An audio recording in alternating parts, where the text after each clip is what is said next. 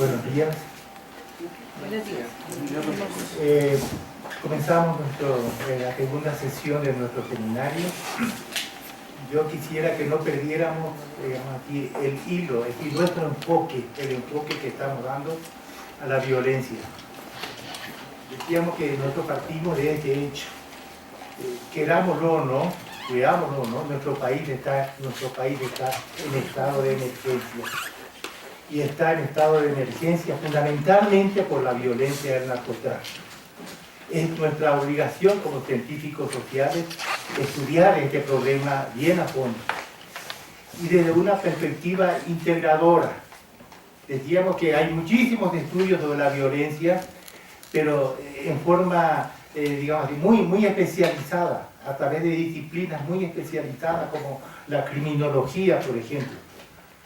Bueno, entonces, nosotros nos propusimos buscar una orientación, un estudio más integrador, según los epistemólogos, según Passerón, por ejemplo. En el campo de las ciencias sociales hay tres disciplinas de carácter holístico e integrador, ¿no? Que es la sociología, la antropología y la historia. Entonces, ahora tenemos el privilegio de tener con nosotros al doctor Rafael Pérez Taylor, que nos va a dar de una manera totalizante, digamos así, la visión del fenómeno a escala antropológica o etnográfica, desde el punto de vista del etnógrafo, que estudia en forma totalizada los problemas sociales, digamos así, aunque sea a escala micro. Esa va a ser la contribución del doctor Pérez Taylor, a quien yo no lo voy a presentar, sino lo va a presentar y el doctor Alfredo Guerrero Tapia, que es fundador aquí de nuestro seminario. Adelante. Gracias, Gilberto. Buenos días a todos ustedes que están presentes en esta segunda sesión del seminario. También saludamos a quienes nos están siguiendo por la webcam, que son muchas personas, especialmente aquí en la Facultad de Psicología. A nuestros alumnos les mandamos un saludo. El ponente de esta sesión, como nos ha dicho el doctor Gilberto Jiménez, es el doctor Rafael Pérez Taylor y Aldrete. Él es licenciado en Antropología Social por la ENA, hizo su maestría en Lingüística con especialidad en Análisis del Discurso también por la ENA. Tiene un doctorado en Geografía e Historia con especialidad en Antropología Cultural por la Universidad de Barcelona y una estancia postdoctoral en el Instituto Europeo de Altos Estudios en Milán. Él es investigador titular del Instituto de Investigaciones Antropológicas y profesor del posgrado de Antropología de la UNAM, miembro del Sistema Nacional de Investigadores, y sus líneas de investigación son la complejidad, la transdisciplina, el simbolismo, el cambio social, la memoria colectiva y la antropología del desierto. Ha realizado trabajo de campo en Yucatán, Quintana Roo y Belice. Además, el norte de Veracruz, en el norte de México, en los desiertos de Chihuahua, Sonora y Baja California, en el sur de Estados Unidos, en California y Arizona, en el desierto de Atacama en Chile y en España, en Cataluña. El doctor Pérez Taylor ha tenido financiamiento del PAPI, de CONACYT, de la Universidad Estatal de Arizona, en Phoenix, en la Universidad Estatal de Arizona. Sus proyectos de investigación en la actualidad son la antropología del desierto, el norte de México, la antropología teórica y las ciencias de la vida, una perspectiva antropológica. Es coordinador del Seminario Permanente de Antropología de la Complejidad Humana desde 1995 a la fecha. El doctor Pérez Taylor ha impartido seminarios de licenciatura y posgrado en diferentes universidades de México, Latinoamérica y Europa, en los temas del desierto, la complejidad, las identidades colectivas y el simbolismo. Entre sus publicaciones más importantes se encuentran varios libros colectivos referentes a la antropología del desierto, 5 libros, otros sobre temas diversos, identidades, poder, simbolismo, 4 libros, además de sus libros de autor como Entre la tradición y la modernidad, Antropología de la memoria colectiva, publicado en el 2002, Antropología y complejidad, también publicado ese mismo año, Antropologías, avances en la complejidad humana, editado en 2006, y Materiales para la Historia de Sonora, también publicado ese mismo año. El último y más reciente de sus publicaciones es Antropología del Desierto, Identidades Colectivas y Resistencia, que se presentó hace poco en la Feria del Libro allí en Minería. Esta es la semblanza curricular del doctor Pérez Taylor y pues le damos la palabra. Adelante. Gracias. Ante todo, es un gusto estar aquí con ustedes el día de hoy. Le agradezco al doctor Gilberto Jiménez y al doctor Alfredo Guerrero la invitación. Y bueno, el trabajo que voy a presentar hoy se titula La Antropología de la Violencia. Voy a empezar con una cita que me gustaría que para el resto de toda la exposición lo tengan muy presente. Es una definición, es un extracto de las partes contratantes, considerando que la Asamblea General de la Organización de las Naciones Unidas, por su resolución 96.1, de fecha 11 de noviembre de 1946, ha declarado que el genocidio es un crimen de derecho de gentes contrario al espíritu y a los fines de las Naciones Unidas y que el mundo civilizado condena. Artículo Convención para la Prevención y la Sanción del Crimen de Genocidio, adoptada por la Asamblea General de las Naciones Unidas 9 de diciembre de 1948. Artículo 2. Genocidio significa cualesquiera de los siguientes actos realizados con intención de destruir en su totalidad o en partes un grupo nacional, étnico, racial o religioso, tales como matanza de los miembros del grupo, el daño serio a la integridad física o mental de los miembros del grupo, el sometimiento intencionado del grupo a unas condiciones de existencia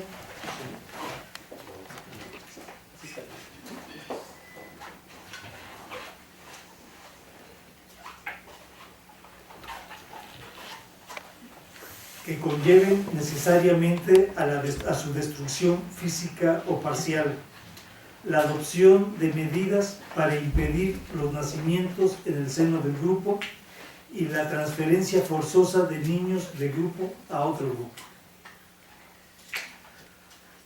Esta parte quiero que lo tengan presente, lo que acabo de leer, para el resto de la exposición de lo que voy a dar. Un punto de partida para establecer las condiciones de violencia que existen en México durante los últimos años, nos da como inicio el pensar en voz alta acerca de las condiciones por las cuales se desató este tipo de conflicto. Es decir, cuál ha sido el papel del Estado mexicano para que se dieran las condiciones propicias para que hiciera explosión este tipo de eventos. El argumento superficial es que los gobiernos anteriores al de Felipe Calderón fueron aliados, por decirlo de alguna forma, de estos comercios ilegales, cuyo tráfico se vuelca sobre los consumidores de nuestro vecino del norte. Desde este punto de vista oficialista, se inicia una contraofensiva contra este tipo de producción, contra los comerciantes y sus distribuidores. Es decir, se acaba la complacencia por este comercio ilegal. Este fin de la alianza presupone el inicio de la violencia que llega hasta nuestros días. Si consideramos que la razón primordial del Estado Nacional es mantener la seguridad, la calidad de vida, el equilibrio social, etcétera, etcétera, podemos sostener que en nuestro país esto no ha sido parte del proyecto de la nación, sobre todo cuando este Estado perdió el deseo de gobernar al entrar en un desentendimiento de sus obligaciones fundamentales, como son la de brindar la paz social, la educación, la salud, la alimentación bajo una perspectiva pública que garantizara que todos los mexicanos tuvieran acceso a ello. Al desmantelar la función primordial del Estado para pasar a un nivel sin obligaciones y con únicamente derechos, el gobierno lleva la privatización de sus obligaciones al extremo para radicalizar su postura de un gobierno mínimo con una gran burocracia partidista que solo usufructúa beneficios a sus aliados en una sociedad cada vez más pauperizada por sus políticas. Al no tomar en cuenta las necesidades sociales, el grupo gobernante ve por sus intereses particulares. Un Estado que pierde su lugar en la historia se convierte en una empresa que sirve a intereses minoritarios en la búsqueda de su propia ganancia. Si se pierde el sentido de la organización social del Estado, su totalidad queda atrapada en una burocracia que solo tiene un nivel de convalidación, y esta es su propia sobrevivencia.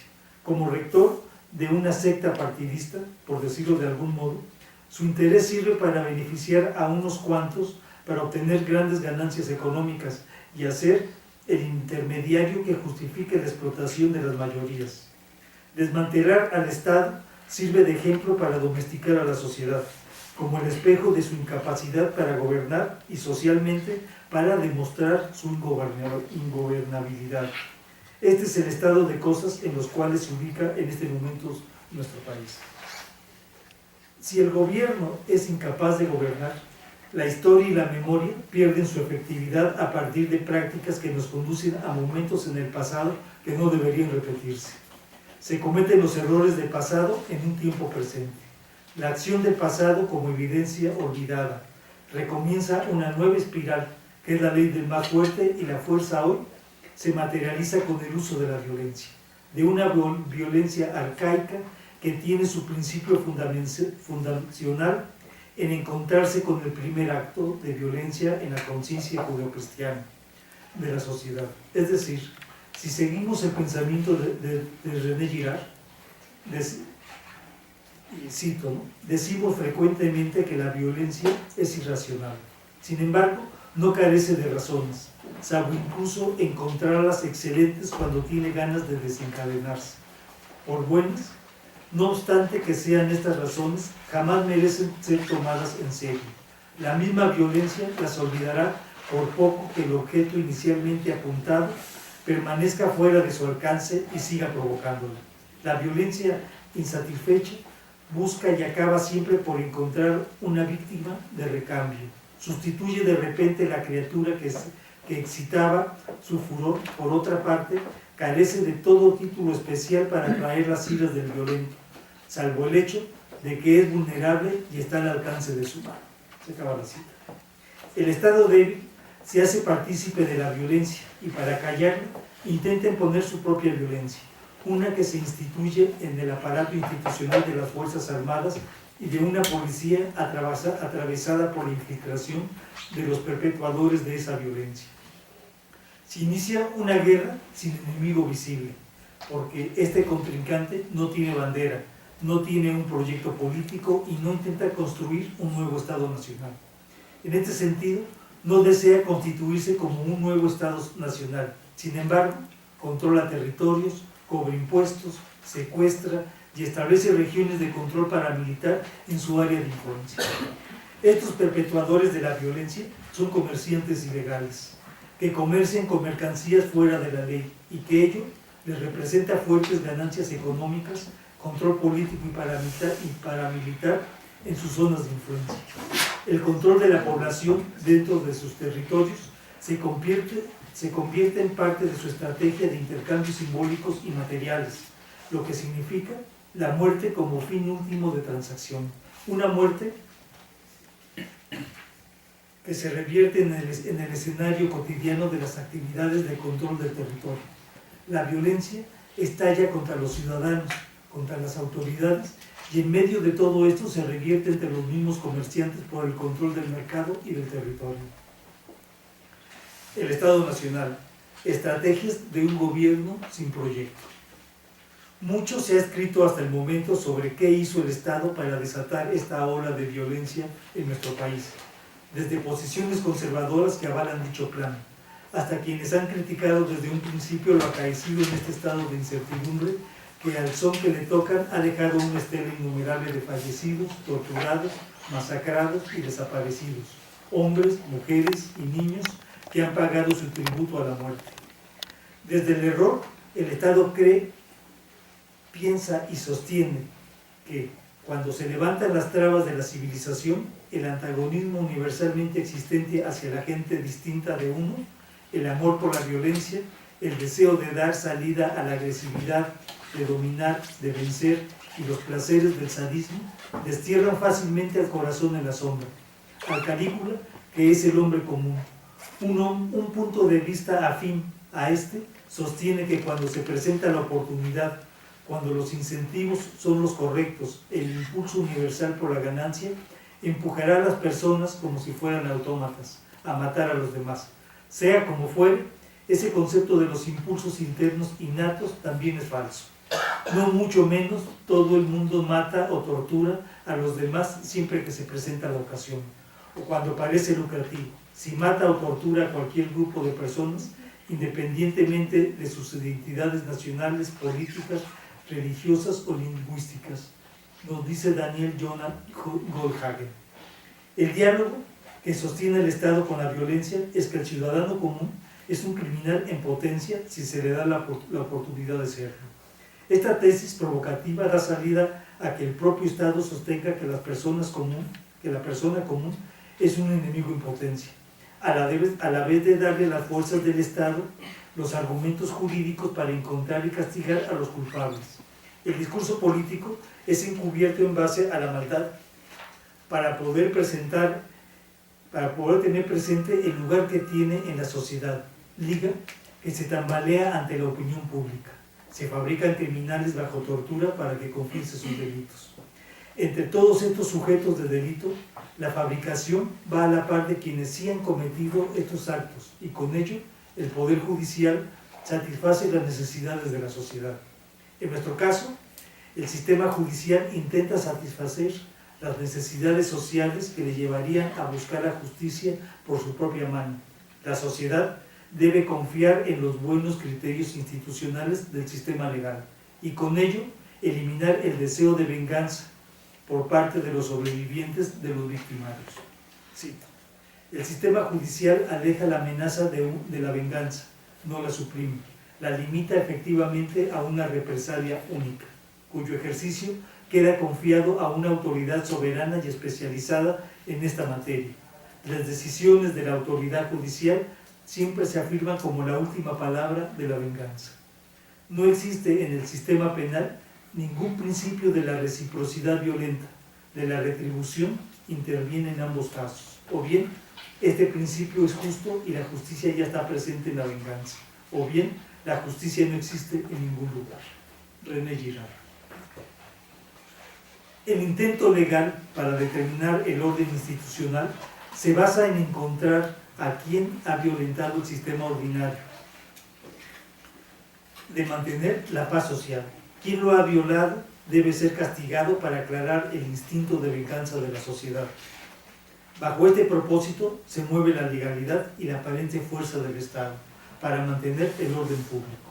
En este contexto aparece el ordenamiento criminal del doctor César Lombroso, 1835-1909, que delimitó en el siglo XIX el estado humano que clasificaba al hombre como un criminal, argumentando que el genotipo y el fenotipo eran una opción para esclarecer al delincuente a partir de su fisonomía, pertinencia que estableció en muchos sistemas judiciales las formas de atrapar a los sospechosos de algún delito.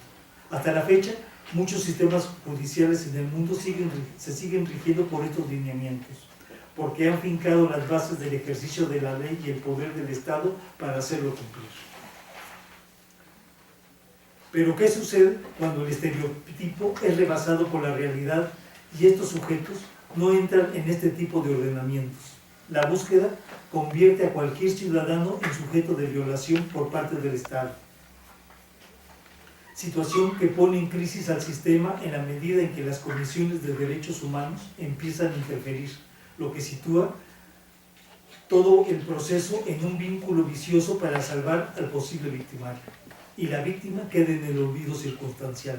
Sus derechos pasan desapercibidos y desaparecen, pues el Estado no desea hacerse cargo de ellos, a pesar de los esfuerzos realizados por constituir una ley que se ocupe de las víctimas de esta violencia. Aquí radica la debilidad del Estado, puesto que ha dejado de estar al servicio de sus ciudadanos y ha quedado atrapado en el entredicho de hacer justicia.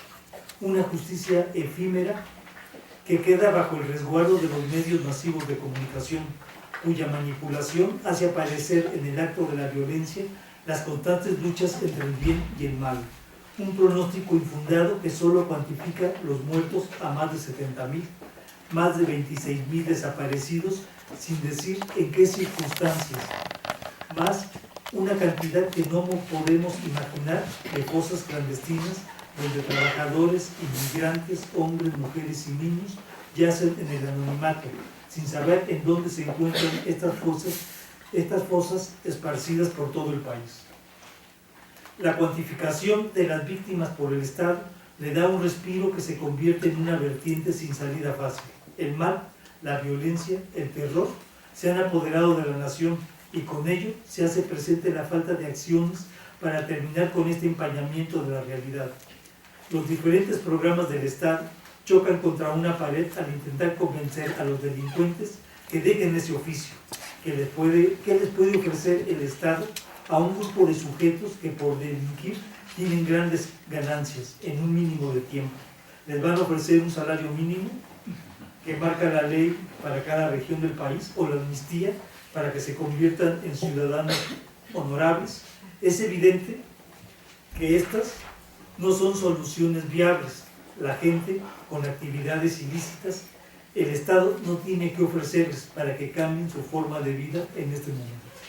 La violencia se adueñó del Estado y los ciudadanos comunes que habitan México, la inseguridad, el miedo, la corrupción se denotan en parte del cotidiano para convertir la vida en común en un estado de terror para una gran cantidad de personas. El terror va acompañado de adjetivos como pueden ser el de la barbarie, entendida esta como la condición que ha llevado a las sociedades a los totalitarismos, las masacres, las torturas, la opresión o la toma de rehenes, a los atentados suicidas, a las detenciones arbitrarias, a la censura, al tráfico humano, a la venta de órganos, a la pornografía infantil, al secuestro.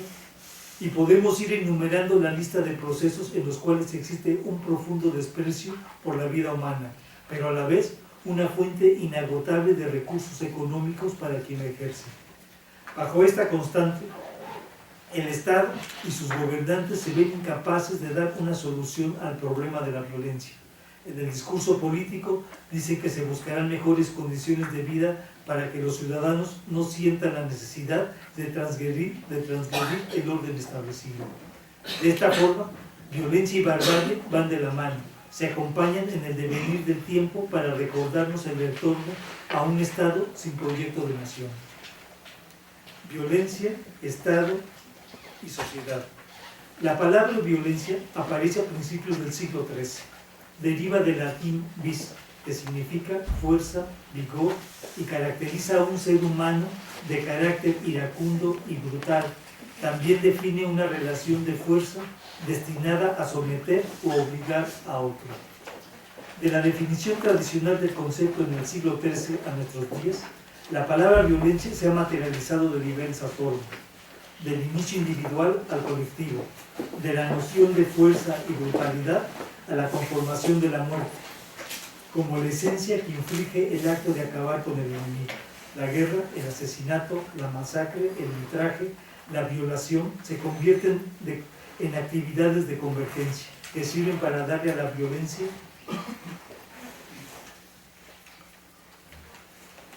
un rostro cargado de horror que conlleva a la finalización de lo humano. Diferentes opciones o caras se le pueden dar, pero siempre su carga simbólica desembocará en el acto de matar. El hecho puede ocurrir desde el orden del Estado Nacional y sus instituciones, o desde pequeños grupos fuera de las instituciones que intentan proceder en contra de otras comunidades. El fin último de terminar con la vida humana puede verse reflejado en diferentes contextos de la historia del mundo. Cuando se aplica la violencia a una comunidad o a un individuo, esta va cargada del temor que se siente al victimario. La víctima se siente arrollada, sobre todo si es incapaz de defenderse, pero por el contrario, si está la posibilidad de la defensa, este puede contrarrestar el ataque. Esta situación revela el carácter de la violencia por parte del agresor, que infiere que puede existir resistencia de un grupo antagónico. en nuestro caso el Estado, la sociedad civil u otro grupo de comerciantes ilegales. Para ello, la violencia debe recrudecerse en un mensaje simbólico que cause miedo en ese otro, crear un nivel simbólico de inseguridad, produce en el acto de violencia anticipar en la muerte el no retorno del enemigo, lo cual extrapola una carga inmensa en lo sagrado. El enemigo debe ser destruido en este mundo y en el otro, para que no haya retorno. ¿Qué quiere decir lo anterior? La violencia debe contener un espacio de lo sagrado para asegurar en cierta medida la victoria. El nivel del significado queda atrapado en la forma de morir y en el espectáculo que queda para los sobrevivientes. El mensaje queda en la memoria de la violencia, como un proceso que implica la generación del temor. Este vínculo denota en el discurso estrategias que implican en el sistema de creencias el no regreso, pero al mismo tiempo arremeten la conciencia de los sobrevivientes, sean enemigos, sea el Estado o la sociedad en general.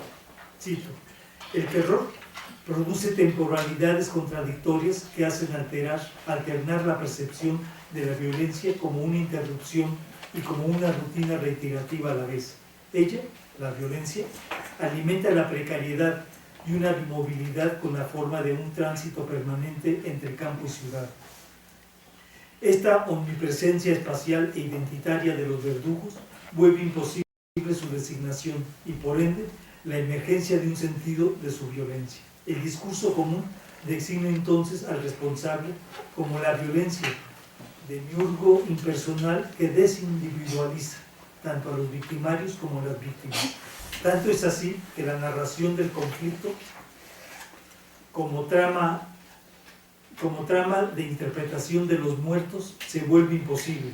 Ella es reemplazada por aquella discontinua de ejecuciones y de masacres, rápidamente inscrita en una trama rutinaria sin principio ni fin, después de la circularidad del eterno retorno.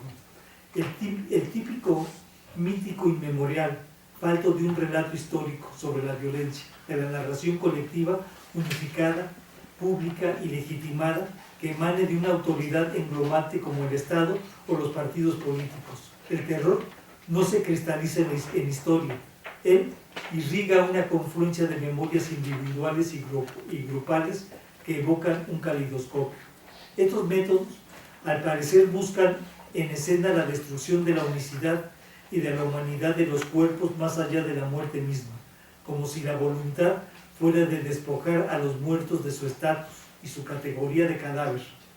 Las mutilaciones, los desmembramientos, los desgarramientos y los descuartizamientos, los desollamientos, la retirada de órganos, el espaciamiento de las partes del cuerpo, son interpretadas como dispositivos de animalización y de ritualización del terror, que nos conducen a leer esta ritualización de la destrucción en otro registro.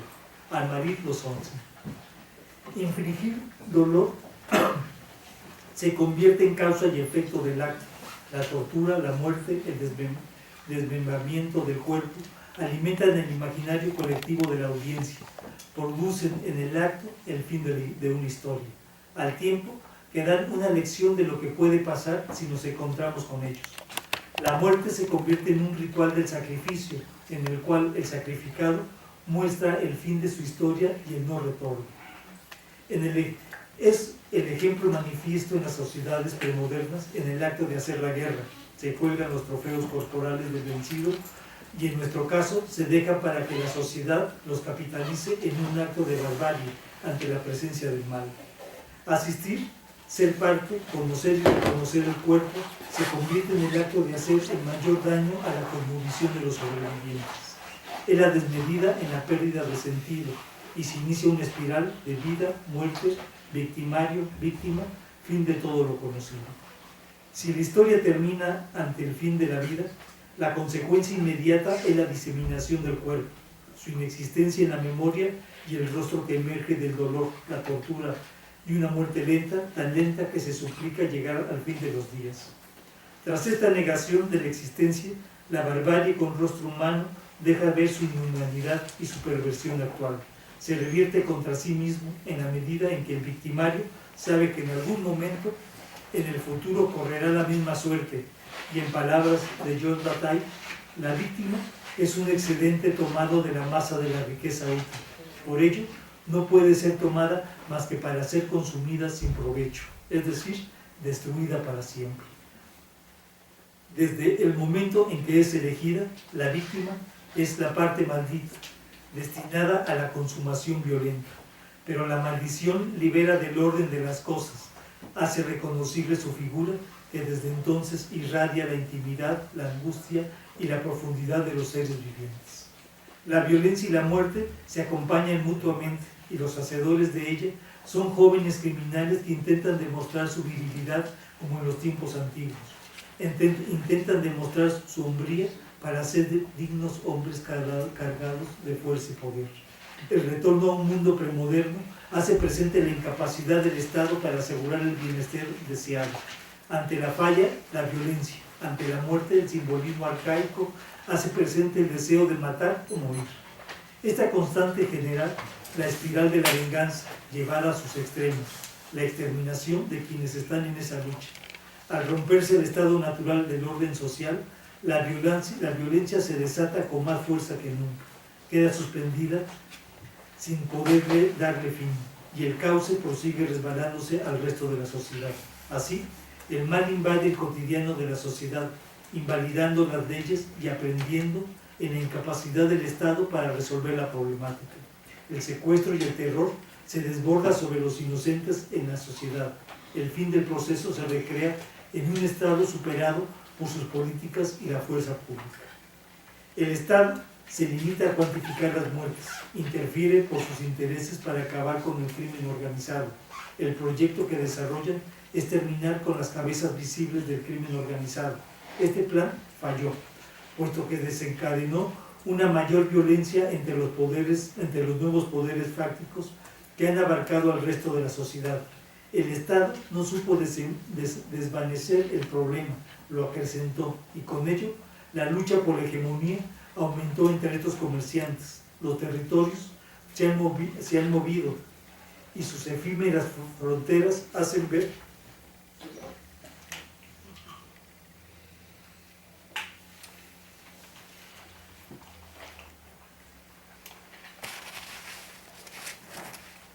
que existe en este momento otros poderes que controlan el territorio nacional. Al desbordarse la violencia a la vida social, nace una nueva emergencia, la de establecer a partir de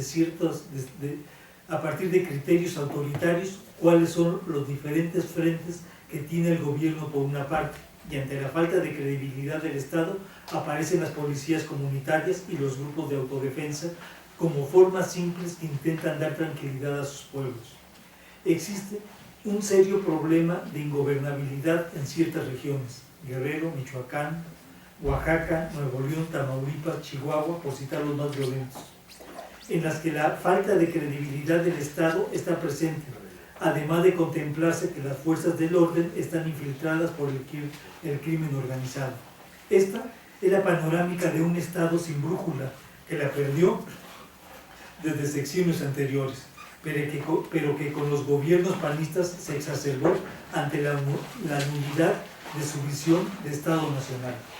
En este sentido, el crimen organizado creó sus formas de emitir sus mensajes al Estado y a la sociedad en su conjunto. Podemos decir que fue el cuerpo el que delimitó el tipo de mensajes, y con ello se establece en su conjunto el nombramiento del cuerpo como evidencia de la violencia.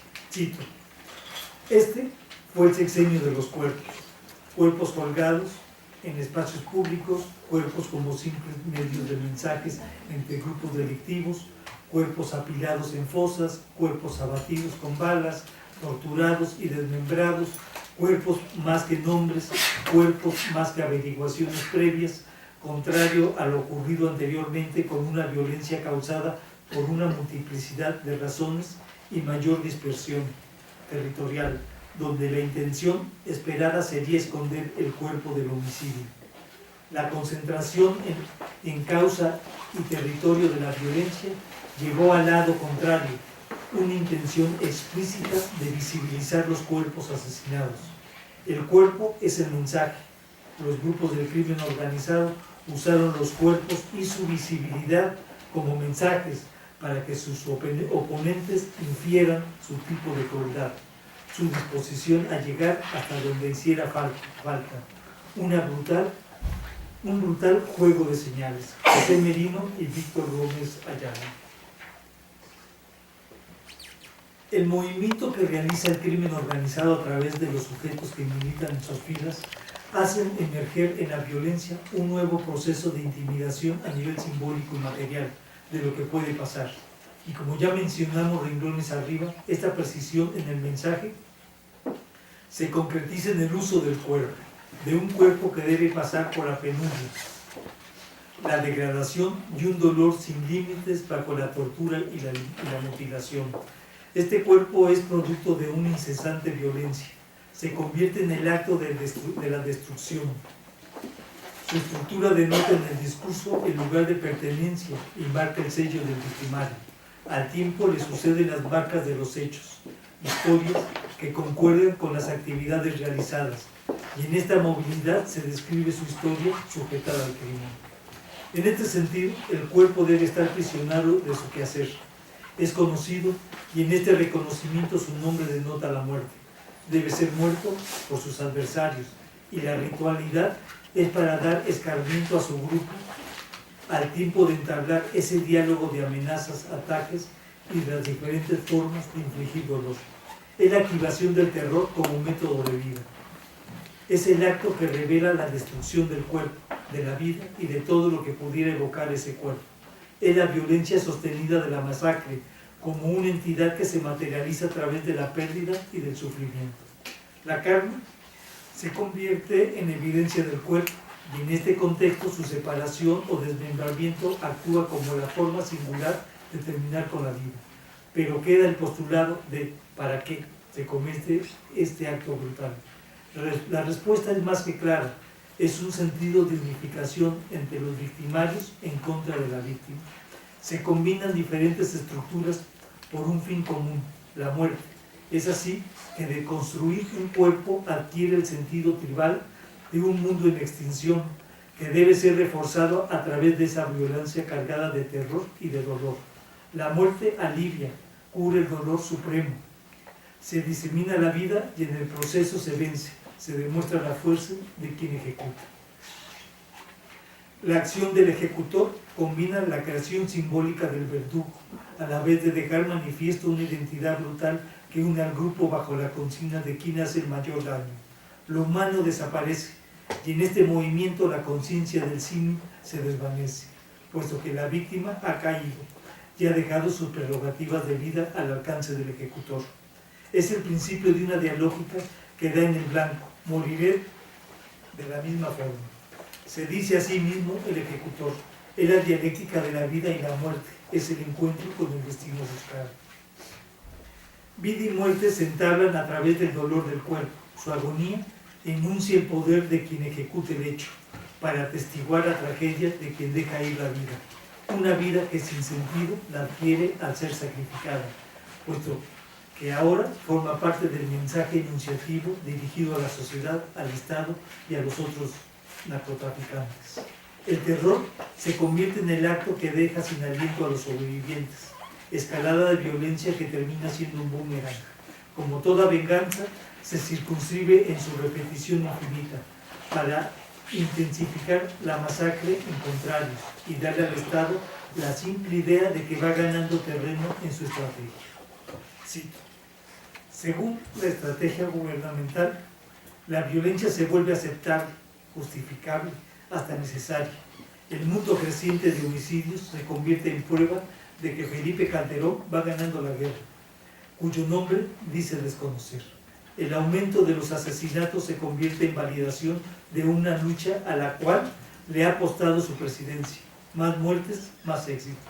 Más interdicciones, más disrupciones, más capturas de capos, más luchas intestinas entre ellos. La violencia es vendida como un fenómeno coyuntural que disminuirá cuando los narcotraficantes hayan terminado de matarse entre sí. La violencia es presentada como ingrediente indispensable de una ofensiva militar diseñada para sacudir el balance del poder dentro de los carteles. y obligarlos a pelear para mantener su propio territorio o adueñarse del mercado de sus rivales, de mis intereses. El fin justifica los medios. El Estado incrementa y mantiene la violencia como una forma de exterminio de estos comerciantes ilegales, llamados narcotraficantes, lo que significa que el Estado, para mantener su hegemonía, predispone de la violencia de esos otros contrincantes comerciales, intensifica la muerte, se hace a un lado y no interviene como proyecto militar, lo que nos hace pensar en voz alta. Al Estado le ha convenido semejante sangría, derramamiento de sangre y muerte propiciada y avelada por el gobierno panista. Semejante acción va más allá de los propósitos del Estado Nacional, permitir que se maten los grupos antagónicos para después recoger los frutos de dicha violencia. A manera de pregunta, sale: ¿qué tipo de Estado es el que vivió nuestro país durante los últimos 12 años? Y la respuesta no se hace esperar. El Estado y su gobierno, en turno, han propiciado y alentado la violencia de grupos antagónicos para que al final desaparezcan por sí solos. Es el ejercicio de la política de Estado. Todo es válido.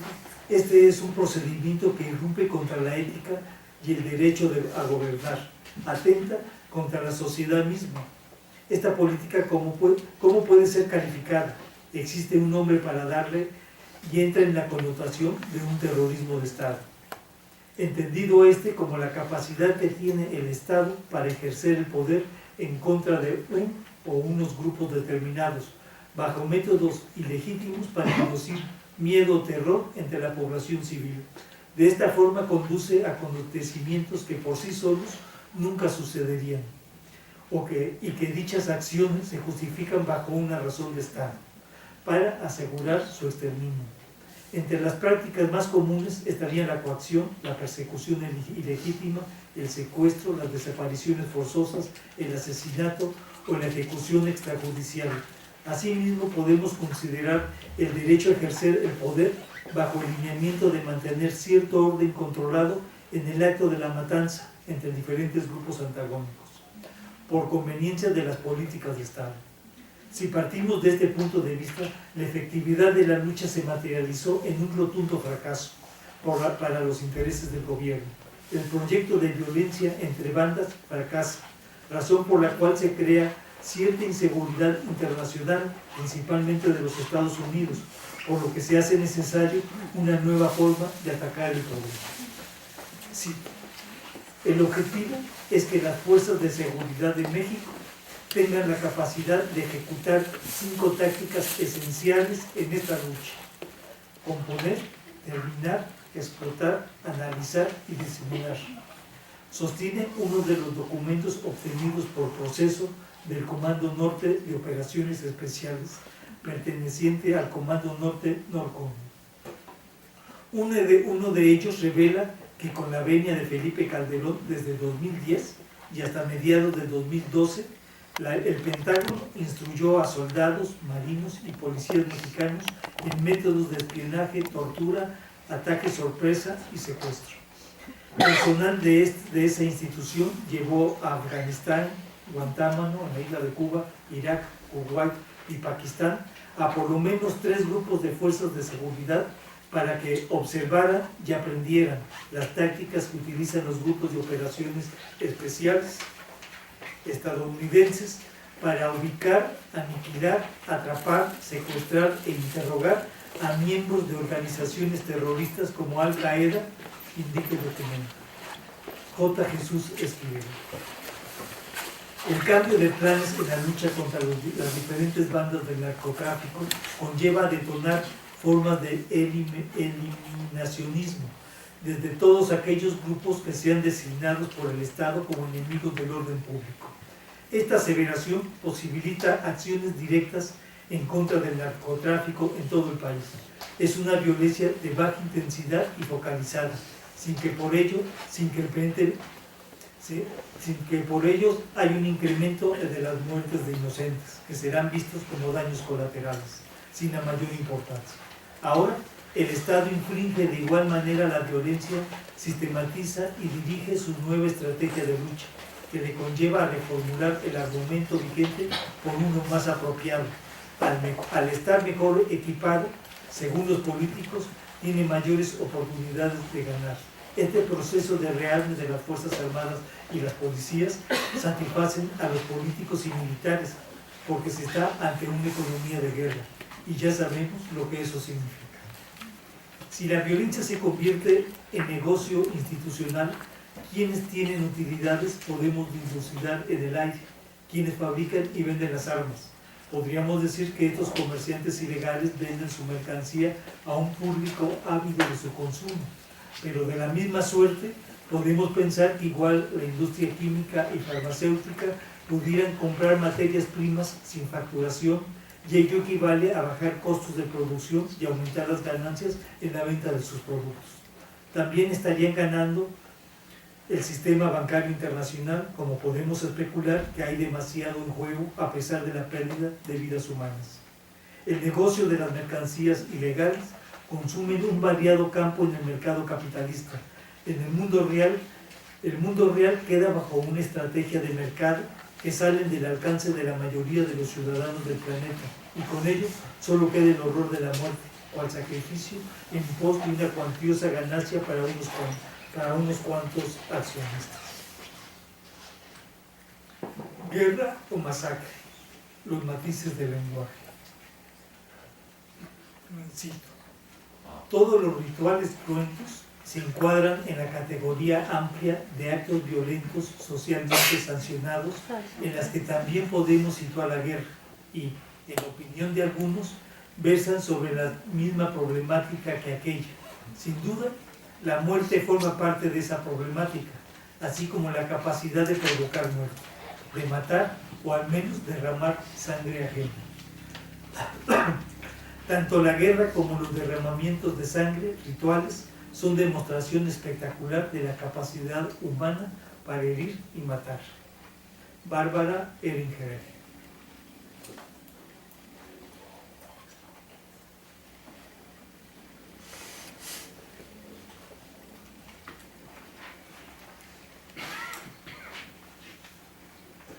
Los dos enunciados anteriores los he insertado con mayúsculas en el sentido de marca de una situación geopolítica que enuncia en nuestro país las diferentes coyunturas sobre la vida y la muerte, es decir, contabilizar las muertes, los desaparecidos, los torturados, los secuestrados, las muertes visibles y las que se encuentran en las fosas comunes, cuyo paradero se desconoce, encaminan a pensar en un estado de cosas que rebasaron la razón del saber pensar y actuar sobre las leyes y la ética, donde las políticas del Estado Nacional forman parte de estrategias siniestras que han socavado la credibilidad de las instituciones, muy a pesar de las buenas intenciones que algunos políticos pudieran tener.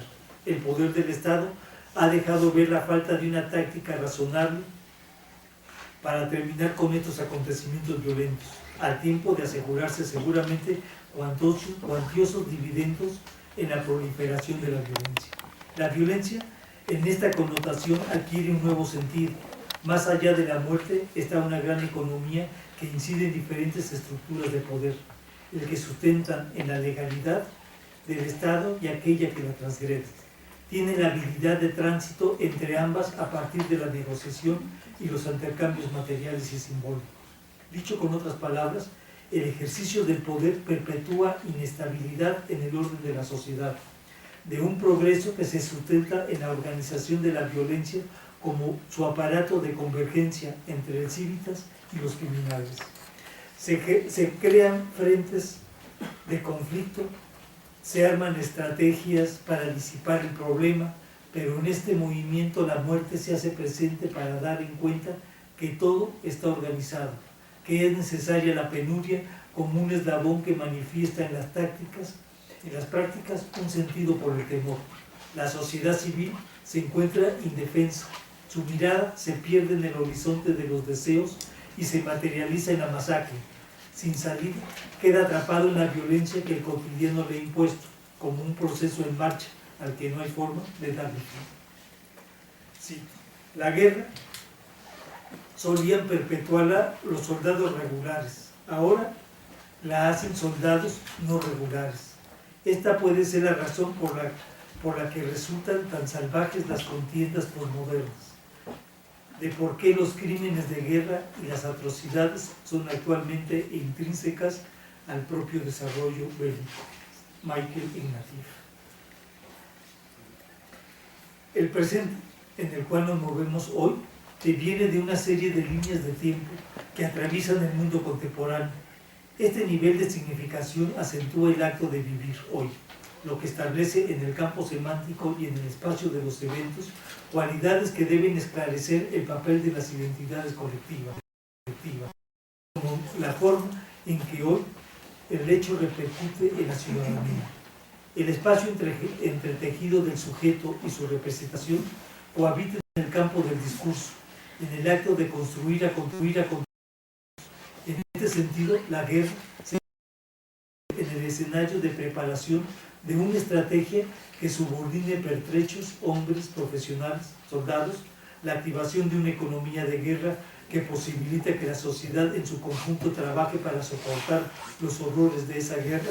Se prepara la sociedad para la contienda y sus consecuencias en caso de salir triunfadora o de ser derrotada. El costo humano y económico de esta práctica construye una identidad nacionalista del acto de hacer la guerra. El Estado asume la responsabilidad del acto, sea en el contexto de invadir o de ser invadido o de una revolución interna que proponga un nuevo Estado. En todos los casos, la muerte, el sufrimiento y los cuerpos se comportan por un fin teleológico. De cara, se encuentran con la violencia, que empieza a abarcar la totalidad de la estructura social. La sociedad se ve invadida por argumentos prácticos y hechos que le enfrentan cara a cara con la violencia y la muerte. En este sentido, se desborda un sentido nacionalista que intenta sacudir el mundo moral y ético de sus habitantes. Mientras que, si no sucede este acto y por el contrario, la subversión empieza adentro de la propia sociedad sin ningún tipo de proyecto político y con una única prerrogativa, que es la del enriquecimiento ilícito por sus actividades y el enfrentamiento con el Estado Nacional por estos actos, desencadena un espacio de violencia por el control del territorio, además de entrar en competencia de mercados con otros grupos similares. En este estado de prácticas, al cual el Estado debe enfrentarse, se producen actividades que ponen en riesgo la vida, la tranquilidad y el proyecto de Estado en caso de tenerse. La diversificación de la empresa la hace más fuerte, retando las políticas del Estado en la acumulación de capital ilegal. En este caso, el cártel tiene que construir cierta logística de supervivencia. Se